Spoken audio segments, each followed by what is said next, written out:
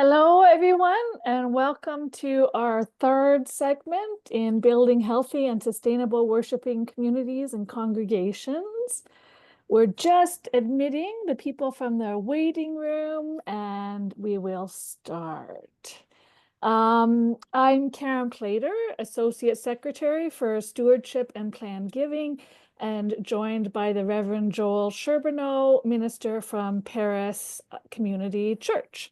And I hope that most of you have been able to catch the first two parts of this webinar series because they've been really good, given me lots to think about, both for my congregation and for congregations that I help support in the Presbyterian Church in Canada.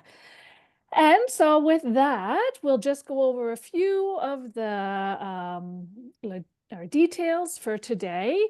Those of you who have joined us, we're going to have you muted throughout the presentation. If a question pops into your head as we go along, feel free to use chat or the Q&A, and we're going to monitor those questions and ask them when appropriate, probably mostly at the end. And then at the end, there will also be an opportunity to unmute yourself. So if you can see that there's often a little raise the hand button, you can do that. That'll help us see because we've got over 40 participants, so it's hard for us to see. If we don't see a response, just try unmuting yourself and we will see if we can get it that way. But yeah, we're really delighted to have you here again. Reminder that the recording and slides are available after the webinar. It usually takes us about a day and a half to get them posted, but you can find them at presbyterian.ca/webinars. And Grace does a fantastic job of sending an email out to let you know when they're posted. A reminder that this work happens because of our gifts to Presbyterian Sharing, and which helps support and equip congregations in Christian education, worship, evangelism, stewardship, communications, youth ministry, and justice work, amongst other things. And then we'll just take a moment to acknowledge that our congregations across Canada are on the traditional territories of various Indigenous peoples, and that together we are on a journey of healing and reconciliation between Indigenous and non-Indigenous peoples. And with that, I am going to turn it over to Joel. I've known Joel for many years through his ministry at the PCC, both when he was in Malawi and as minister of Paris Presbyterian Community Church. And every time he shares stories, I just thought, oh, this is really good. And he's learned a lot in his years of ministry. So invited him to do this webinar series, and I'm so grateful for that. All right, Joel, take it away. Great. Well, thank you, Karen, and welcome back, everyone. It's great that you are joining us again, and I really hope this has been helpful for you. It's been really helpful for me as well. And I know we're going to take questions at the end as well. But if you have questions that come up throughout the week, a few people have reached out to me through email. Please feel free to do that. I am more than happy to give you more of my thoughts, help in any way that I can, give you any resources that we have. And so please don't hesitate. Just a real quick recap again, as they all kind of blend into each other, and hopefully by the end of it, you'll see kind of the full picture of kind of the approach that we've taken at our church here in Paris. And so the first week was really around building culture. I'm going to talk a little bit more about that again today. Last week we talked about finances and our capital campaign, the use of our building. This week, I'm going to talk about specifically outreach. And then the following week, I'm going to talk about discipleship. And so both of these two areas, the outreach and discipleship has a lot around volunteers, around serving. And so I'm going to kind of jump back and forth around, how do we build our volunteer teams? How do we get people involved in that? And so there'll be a bit of kind of back and forth the next couple of weeks, but particularly next week is when I'm going to focus more on how do you build volunteer teams? How do you encourage them? And then how do you get them more engaged in terms of what you're doing? So a quick kind of follow up from last week. And some things that I'm constantly being reminded of and reminding our team is that in ministry, it's about progress and not perfection, right? I think sometimes we can like beat ourselves up if we're not doing it right or if it's not great. And so what we always talk about is are we progressing in where we're going? And so one of the things we do is we always want to reflect back on, kind of where were we and where are we today? Like how do you kind of evaluate where you are as a church? And what I continually learn is that oftentimes we learn lots, if not more, from our mistakes and our missteps. And so don't believe the myth of you have to have it all figured out. It has to be perfect. Sometimes you need to just step out in faith, and that's when you start to see doors opening up. Second thing I just like to say is this is perhaps known to you, but comparison is the thief of joy, right? And I think sometimes I hope what this has not been like is you're like, well, we can't do this or we're not doing that. What I continually learn and wrestle with in life, in ministry, is just not comparing. And so one of the ways you do that is just celebrate. And so make sure that as part of your culture in a church, if you want to build like a healthy, sustainable congregation, is that celebration is a part of lots of what you do. So today I want to talk about outreach, and it comes back to what I talked a little bit about in our first week, which is we talk a lot about being for Paris, about being for our community, and that's a tagline that helps us keep focus in the midst of all of ministry in terms of everything that we do. And being for Paris for us means two things. One is that God is for you, and so we speak of the good news of Jesus in the midst of all of life, that we talk a lot about how God is for people, and that our church, your church should be as well. And so how do we do it? And so when that comes to outreach, I think a helpful conversation to begin to have, or a tool to begin to evaluate, is when you think of outreach, do you think of it as a program or a posture? And so a program means, we do outreach when we do these activities, as opposed to saying it's a posture. It means that, yes, we may have very specific ministries and activities that engage more fully with outreach, but when you have it as a posture, it means that everything you do is always a means of engaging with others. And so for what I look at that is that, are we as a church continually outward facing? And so what that means is that it's just like in terms of everything that we do, we just want to be engaging with people.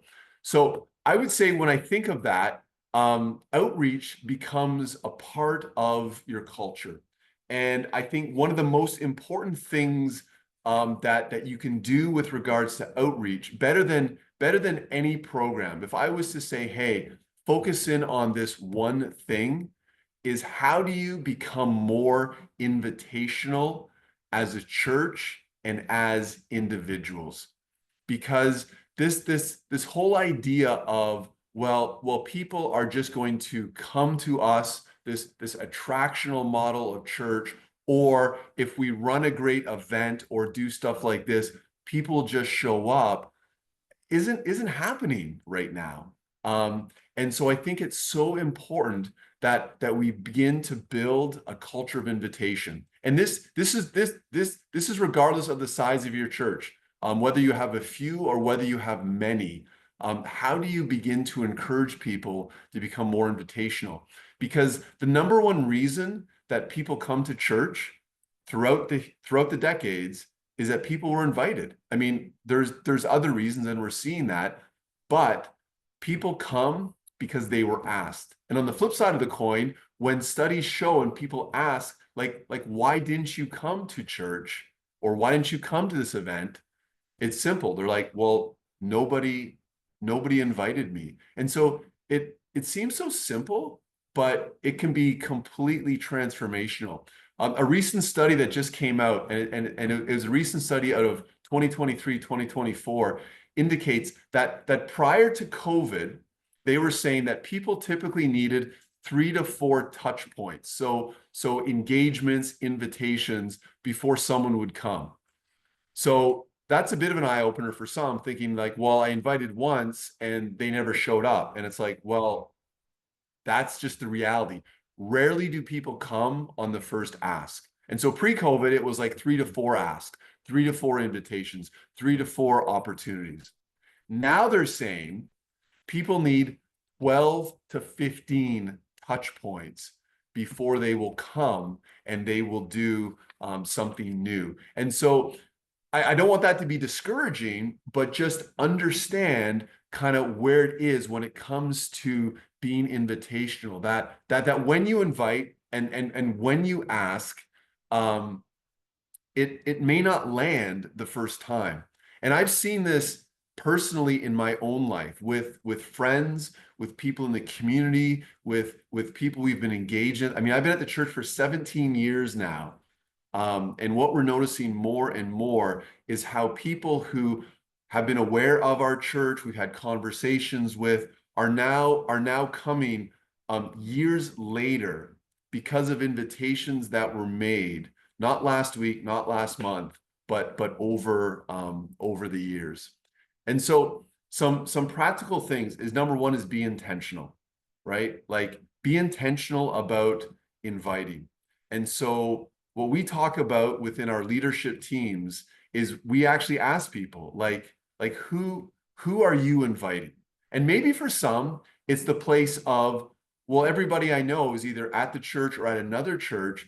Then the next step is like, well, how can I begin to get in the spaces of people who don't know Jesus and who aren't involved in a church community? That could be a first step. And so you have to be intentional. The second one, as we always talk about, is the win is in the ask, right? That what I've learned over the last number of years is I stopped saying no on behalf of others. And maybe you do this, maybe you don't do this, but you come up with reasons as to why the person wouldn't be able to come or wouldn't want to come or whatever it is, right? And so we always tell our people, listen, the win is in the ask. Just simply making the invitation is so critical. Third thing is begin to create opportunities by which people can invite their friends and family to. And so one of the things that we focus on is by looking at different outreach opportunities that aren't just simply in the building, but also outside, that serve a purpose as an opportunity for people to invite them to come and be a part of.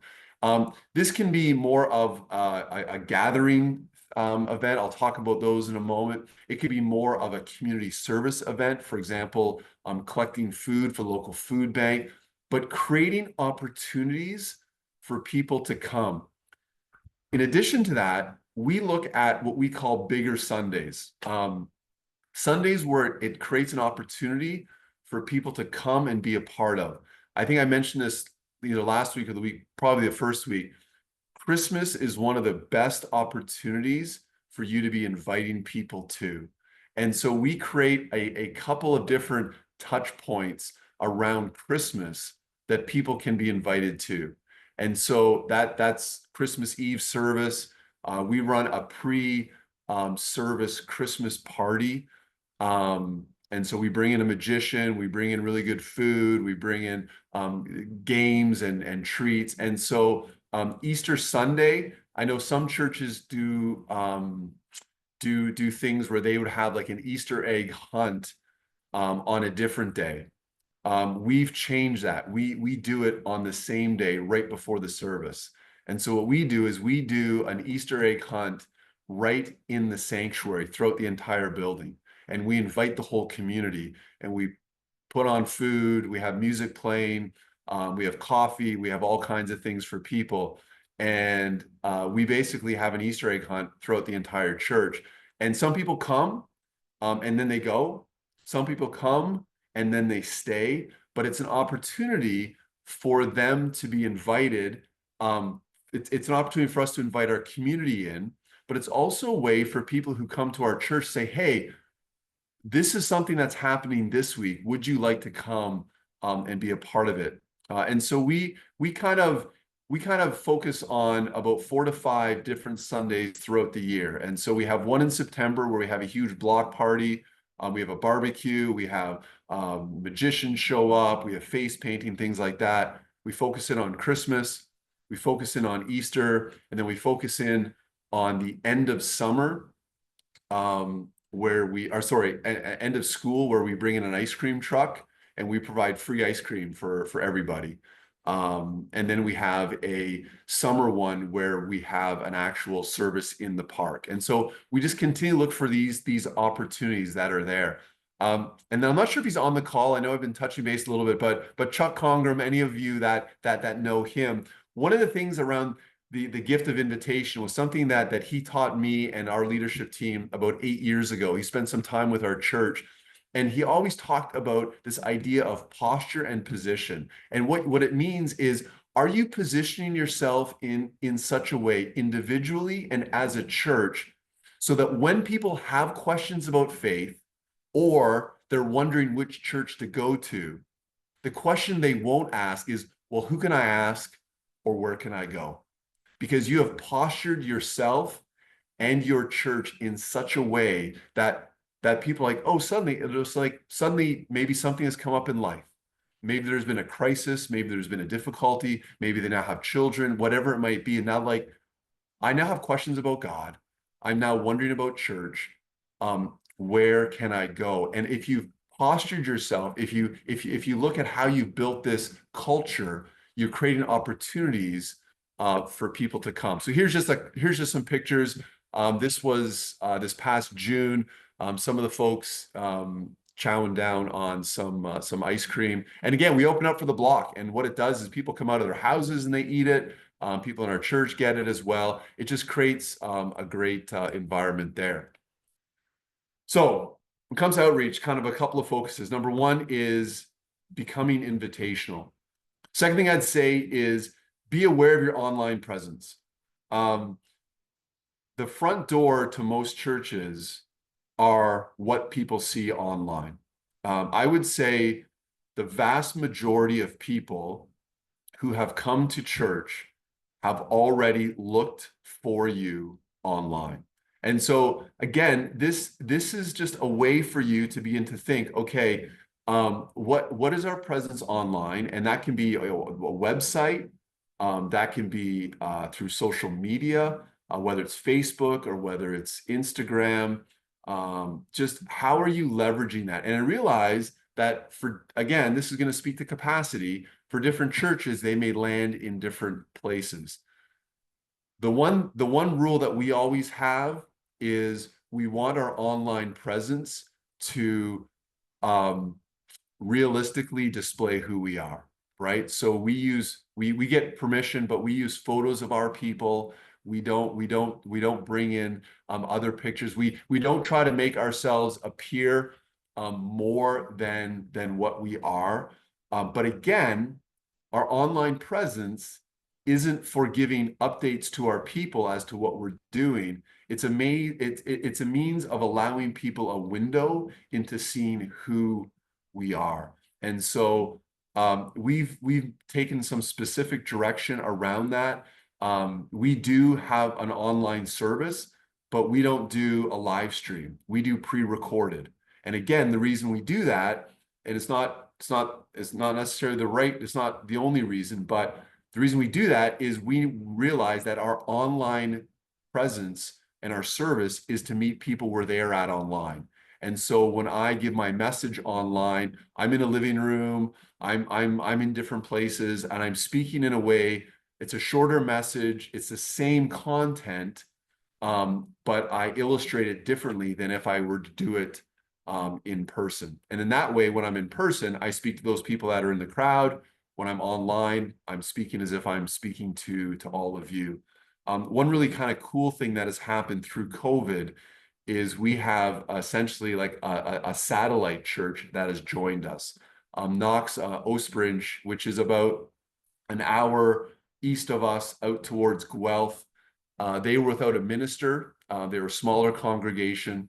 And so during COVID, they did not have the resources to produce an online service. And so they found us online and started to join us online. And when COVID ended and people were back in churches, they still watch us online in their church. And so what they do is they gather, they do their own welcome and announcements. They will sing one or two hymns that they want, and then they jump onto our online service and they follow. And what they've really become is a partner with us. And so the last couple of years, I try to show up in the summertime, spend some time with them.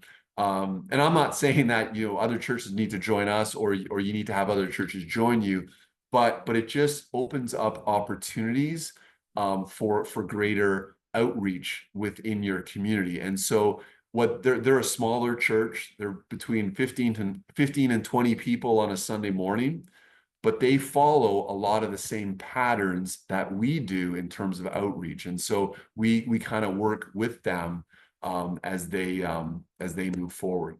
And here's a picture of them Christmas Eve. They were celebrating alongside with us.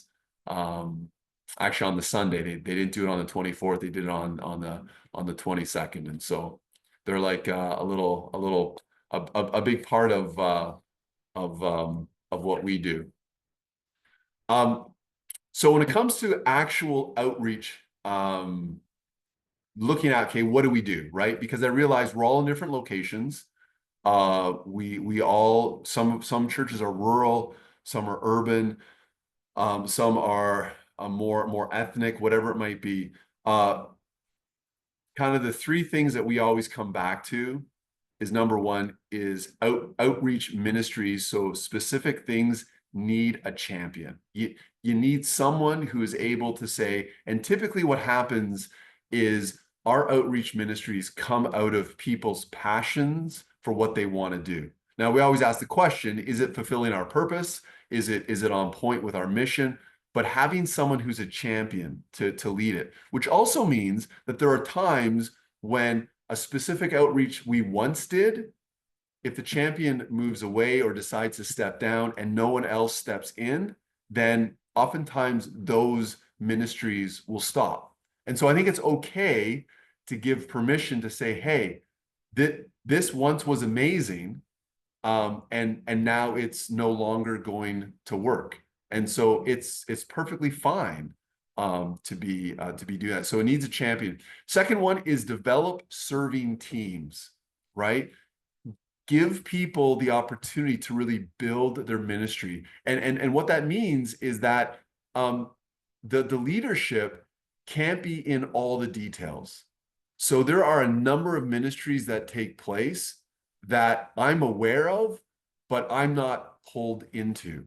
And so whenever someone comes and says, hey, I have a great idea, one of the questions I ask immediately is, in what ways do they want to be involved? And oftentimes they're like, well, I'd love to do this or love to do that. Other times they're like, well, no, I thought this was something that Joel, you were going to do, or are you going to find others to do? And I'm like, no, it doesn't work that way, right? So it identifies right away, are they wanting to get involved? And so then what you start to do is you begin to build these teams that then engage in different ministries. And so we're very aware, like I have conversations with people and they're like, well, we're serving here and we want to do this. And I'm like, I think you're going to be doing too much. And so make sure that we're not stepping through what our capacity is. The third thing is then actually ask the question, what are the needs? What are the opportunities? I think sometimes our outreach initiatives kind of fall flat because we haven't actually looked into our community and asked the question, what are the needs? What are the opportunities? And so one of the things that we make sure we're doing is that we are in conversation with our community. I'm involved in different kind of community initiatives as well. And so we're not duplicating, we're not in competition, but we can see, okay, how can we come alongside and support? And sometimes they're like in a moment. Other times, they're more long lasting. So I'll give you two examples. One is a couple of years ago, there was I don't know, for whatever reason, there was like a huge outbreak of lice within one school in our community. And I knew some of the teachers. And so we reached out to them. We're like, well, how can we help? And if you ever had lice, it's a pain, but it's not inexpensive to treat. And so we started a 3-week campaign called Stop the Itch, where we asked people to make donations, by which we then went and purchased all the necessary lice medication to help this school get it under control. And what was amazing out of that was when I showed up to a pharmacy and asked for about $1,500 worth of lice medication, they looked at me like I should be wearing a hazmat suit. Like, what is wrong with you, man? But then they heard what we were doing, and then they got involved as well. And so that was just an opportunity that came, and we stepped into it.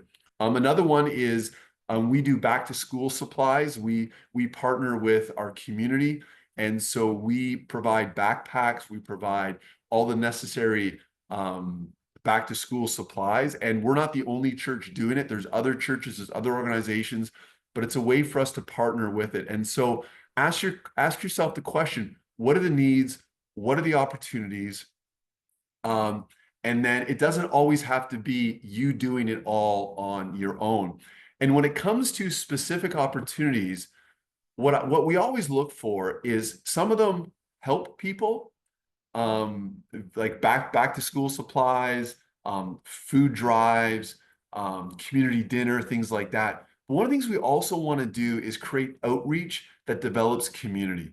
Like, one of the greatest challenges within any community is a sense of loneliness and a disconnection. And COVID just amplified that. And so one of the things that we've really begun to focus on is how can we create community, intentional community for people to come and to be a part of that. And so start to think through, like, how do you do it? And even if you're doing more of a food drive, or even if you're doing something along those lines, always say, how can we incorporate community into this? And so get people talking, get people hanging out. It starts to really impact and infiltrate everything you're doing. So just a couple of examples of ministries that we do, both kind of large and small, is one is the Raw Carrot. And it's a ministry of our church that has been going for 10 years. And essentially, it's a ministry that provides employment for people who are on disability. And so people who cannot work in a more typical work environment for a variety of reasons. And this came to us because there was a young woman in our congregation who was 18, and the government had set up opportunities for her in terms of job placements, but she never could get a job. And so two women in our congregation championed this ministry and said, we are going to create an environment by which we can employ people with meaningful employment, not just simply give them a handout, but give them a hand up. And so they started cooking gourmet soup. Today, there's now 5 different locations around Ontario. Our church itself employs 12 people. We have 12 staff as part of the Raw Carrot. And it gives them meaningful employment. And what this does is not only, again, have an impact upon people, but I would say there's about 35 volunteers who serve in this ministry, and over 50% of them aren't a part of our church. But every other month, we have a Raw Carrot soup lunch, and all the volunteers typically show up. And so they've found community within our church. Something we did last year in terms of encouraging people to come up with other ways that we can engage in our community is we ran our version of a Dragon's Den. And so I'm not sure if you're familiar with that, but basically people pitch an idea, and then people with a lot of money give them money to help them take it to the next step. And so we had people come to us with ideas, but it had to be within a certain framework around what we're wanting to do. And we said, we are going to put budget money towards this to make it happen. And so we had a lunch after service. We had about 11 different people pitch ideas. And then we asked people that were there, we had about 80 people there afterwards, say, where are areas that you're interested in being a part of? And what do you think we could do next? And so it created buy-in for everyone. And what ended up happening was we came up with some incredible ideas, but we also created a further database where we found out about 40 to 50 more people who'd be willing to serve in areas that I wouldn't have pegged them for. And so out of it came a number of outreach initiatives. Two, I'll just highlight is a jam night. And so it's a chance for people to come. It's local musicians. They come and they play music. And so it's rarely ever Christian music, but we do it together and we create community for these musicians. And there's between 20 and 25 musicians who show up. This has become once a month. It's their jam night. They connect. And a couple of them have now started coming to our church as well. Second thing is the first one last night, we had a games night. And so we partnered with the local Paris Beer Co., so local brewing company that has a tap room. And so we basically use their space and we provide games. And so it can be card games, it could be crokinole, it can be all kinds of things. And about 30 people come out to that and again, create community. I was talking to the guy this morning, asking him how it went. He's like, it was amazing. And he says, it's unbelievable to see the conversations you can have with people when you're playing games. It kind of eliminates the awkwardness. And so again, like look at the opportunities, look at the ways that you can do it. A third thing we do is we do a monthly community dinner. About 80 people show up.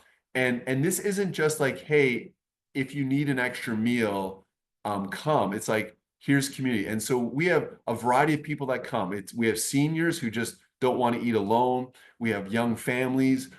We have people who are more on the margins financially, and they all come. And one of the things that we do as this is we have the people who cook, we have the people who clean, we have the people who serve, but we also have the people who what we call they just sit.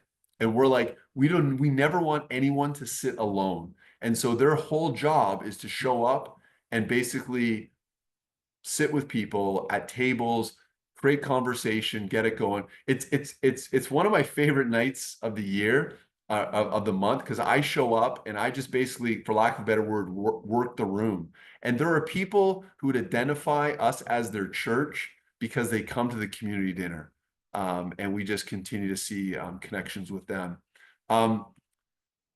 Final thing we do in terms of kids camps, we run kids camps in partnership with another church in the community. And so again, here's a great opportunity. Maybe you're like, we may not have the capacity to run kids camps on our own, but are there other churches we could partner with? Is there other things that we could be doing? And so we checked in with the county and we're like, okay, like what are the camps that you're running? We don't need to duplicate what you're doing. How can we do it differently? So this is just a picture, community dinner, some stuff on the raw carrot. Final thoughts, and then we'll jump into Q&A if that's okay with everyone. I realize I've been kind of going quick and hard on this.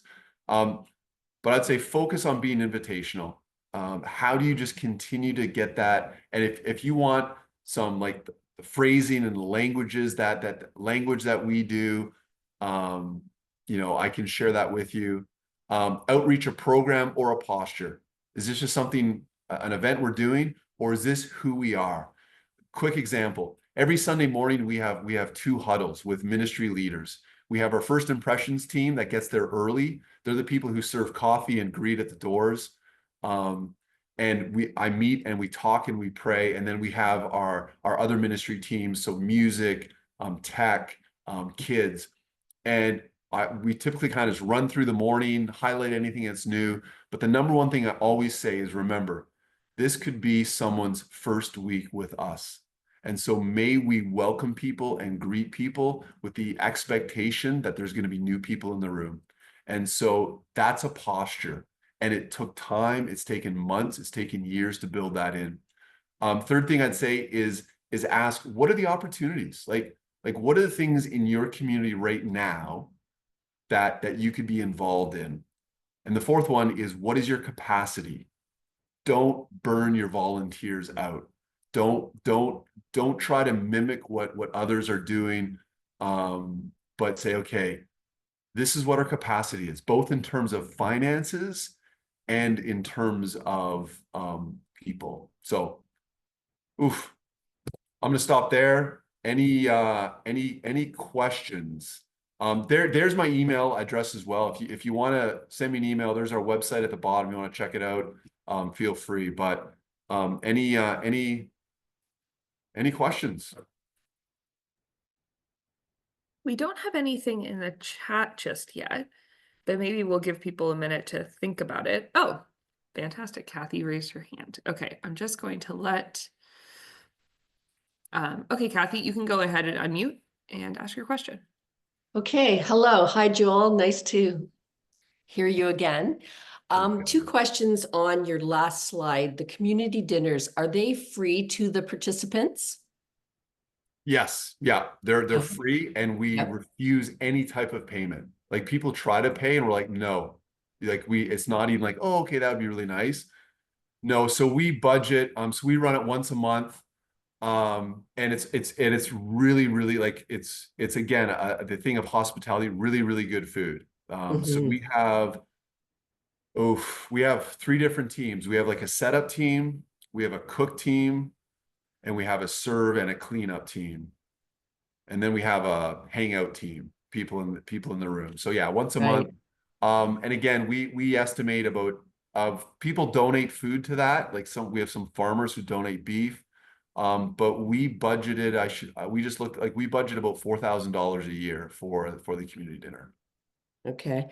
And then the second question on the kids camp, so you partner with other churches, how much of a commitment in terms of time is that? Did you do a couple weeks, or how does that work? Yeah, so we run 6 weeks of camp. And now we partner, so we apply for the Canada Summer Jobs Grants with the government. And so we hire high school students and out of high school to run the camp. They got typically 16 and over. And we look, because we were running 2 weeks of camps, this other church was running 2 weeks of camps. We're like, wait a second. And the posture was, we want to run really good camps for the benefit of our community, but we also want people to see churches working together. And so we run some mostly at their location, because they have a gym and a better facility for camps. We run one at ours.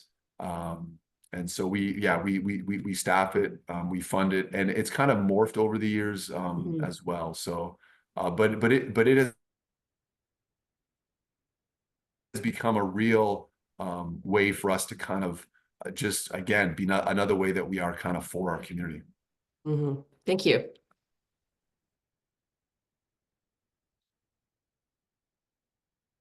Sorry.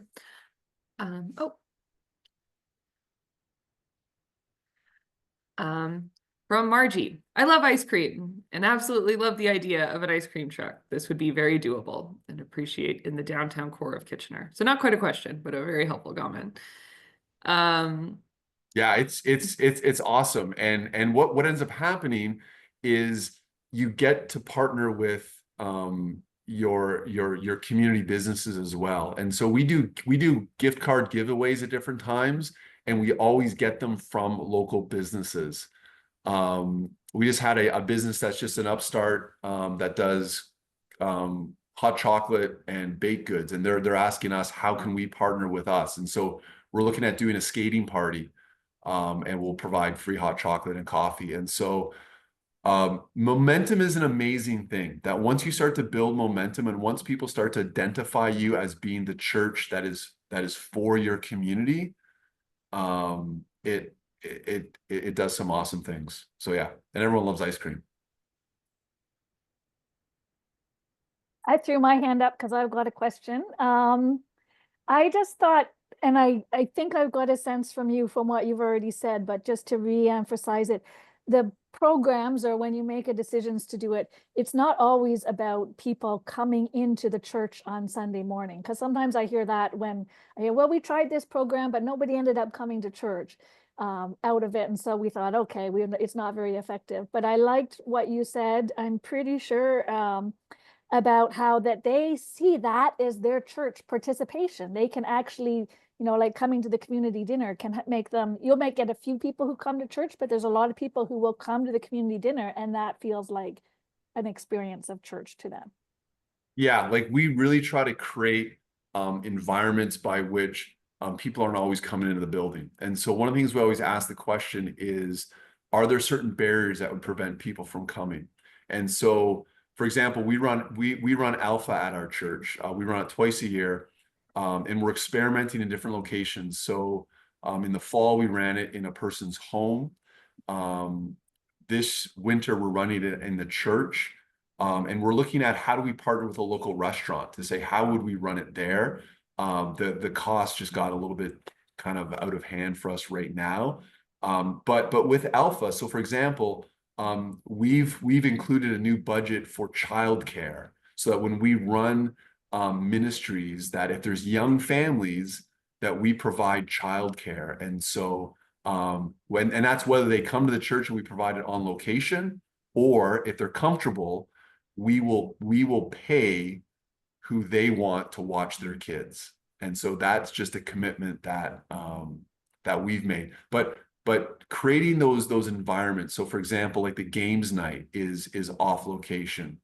Other outreaches we do. So it's not all about how do we get people to come to us, but rather how do we go to where people are at? And I think that's a crucial question. I have another question from the chat. How big is your congregation? I'm wondering about capacity. So many great ideas, but I wonder how to manage that without burning folks out. Yeah, and I think that's a great question, because we're all at different places. So when people ask me like, how big is my congregation? It depends, right, on the answer I give. Like I really view myself as a pastor to the community. But I'll give you some numbers. So our budget is around, I should know this, I just was in a meeting on Monday, about $430,000 a year. That's for operating. On a Sunday morning, we would see between in person about 180 people on a Sunday morning. If you included online with that, these are fairly conservative numbers. There's probably another 75 to 80 people online. We have about 220 households that I would say are regularly engaged with us, kind of moving forward. So I don't know if that, I'm not trying to skirt the question, but yeah, look at the size of your church. But the example is, Knox Church that has partnered with us. They're about 15 to 20 people. And so we talk a lot about capacity. And so when we do a gather school supplies for our schools, they do hey, let's fill a backpack, or let's fill 2 backpacks. And then we give it to the local food bank or whoever. They do a food ministry as well. So they saw the raw carrot and they're like, oh, we'd love that, but we can't do that. And so they have people come in, and one of the things that they do amazingly is they pickle vegetables. And then they use that as a means of giving things out, right? And so I would say take the principles and then scale it in a way that is appropriate to you moving forward. There's something else you said today, which I think, and you're going to elaborate a little more next week, is just the teams that you end up building. And I thought it was really important. You said, if somebody's got energy for it, then support them and let them run with it. And then when the energy isn't there, or if there's not someone to lead it, then let that program go. So it's not like we have to do all of these programs because we have done it every year. And then everybody gets tired. They're like, I actually don't want to do it this year because we've done it every year. And so it's like giving people the permission to change programs and find the teams that, who have the energy and are having fun leading it. But then when it stops being fun and it starts being burnout, time, then it's time to say, let's take a break from this and step back a little bit. Yeah, and I think that's so important. Like just look at what you're able to do. And I would say the two things that I'm always aware of as one of the key leaders of the church is I am like first and foremost the head cheerleader. Like I am encouraging people on, I am getting behind them, and I'm not a micromanager. The question I always ask, am I the lid on the growth of our church? Right. And so what that means is there's things that people can do, and I'm like, oh, oof, why are we doing it that way? And I'm like, no, I'm going to be hands off, right? Like I heard someone say, great leadership is kind of there's an element of being hands off, right? We can't micromanage everything, because what ends up happening is your high capacity leaders are like, well, if you think you can do it, you just do it, man. Like, forget it, right? And oftentimes, and give yourself permission to make mistakes. Like it's okay. Like the raw carrot, it was like a transition of things that we've tried community gardens, and like our groundhogs got better fed than anyone else, right? Like it just didn't work. We've tried different things and it just didn't work. But out of it, oftentimes, I didn't. I was going to talk about this, but I didn't. But I'll say it anyways. Like obstacles can become opportunities. Like if you see an obstacle and you're like, wait a second, that's going to do one of two things. It's either going to like bring you down, or it's going to become an opportunity. And I think one of the greatest miracles Jesus performed was like the feeding of the thousands, the tens of thousands, right?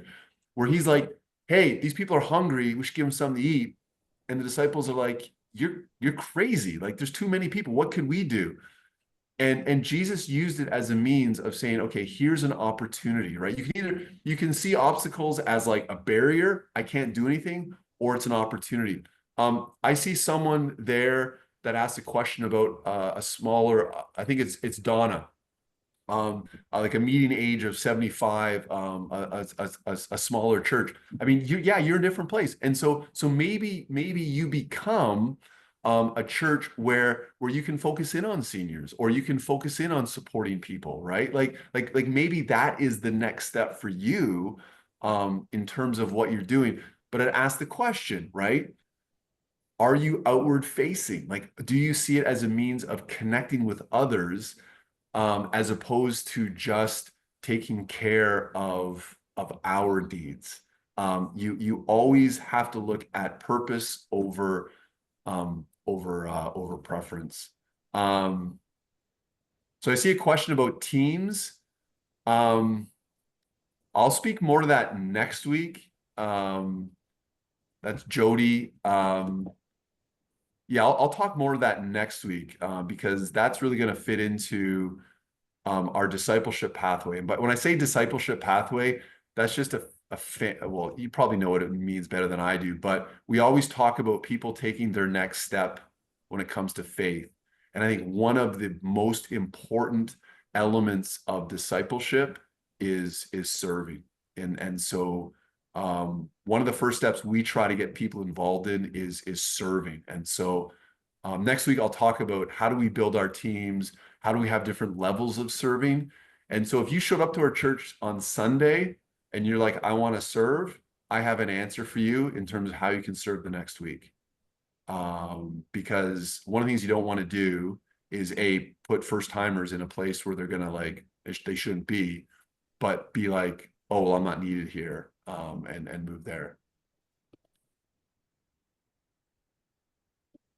Oh, go ahead. So I'm taking over your job here, Grace. No, I'm happy to hand it over. No, if you see the question, that's fine. But I have one more question.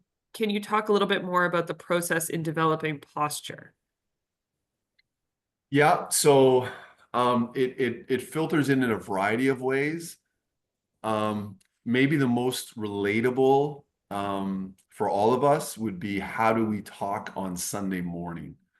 And so, for example, if we're going to be outward facing when it comes to posture, it means that, so as the primary communicator on Sunday mornings, like when I talk about the Bible, like we have Bibles in the pews, and I don't just say, hey, turn to John 3:16, because everyone's like, well, who's John and what's 3:16? Like I tell them the page number.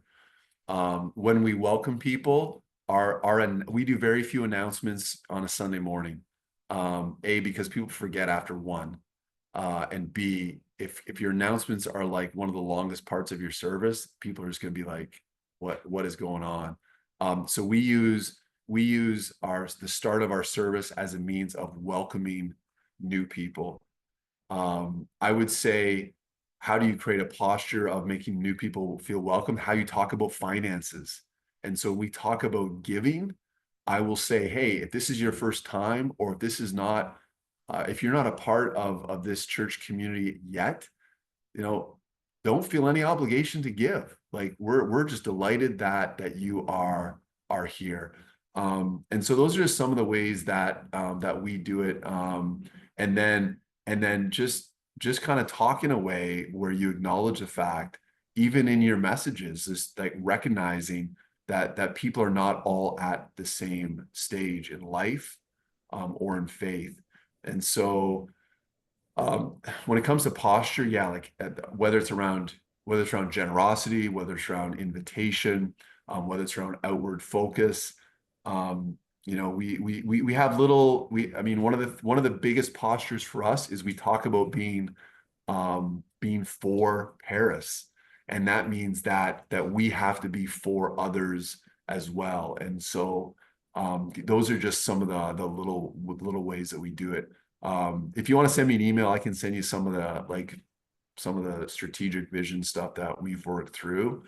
But it's got to be cultivated within leadership, having people up there.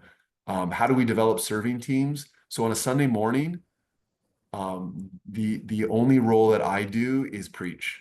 So I have people welcome, I have people lead, I have different people do prayers, people read scripture. So if you're new to the church, you have no idea who the minister is until about 11 o'clock when I finally get up and start to speak. And so like I sit in the congregation with my family. It's posture is so important. And it takes time to develop in terms of just creating that culture that you want, but be intentional with it. And so if you're one of the key leaders,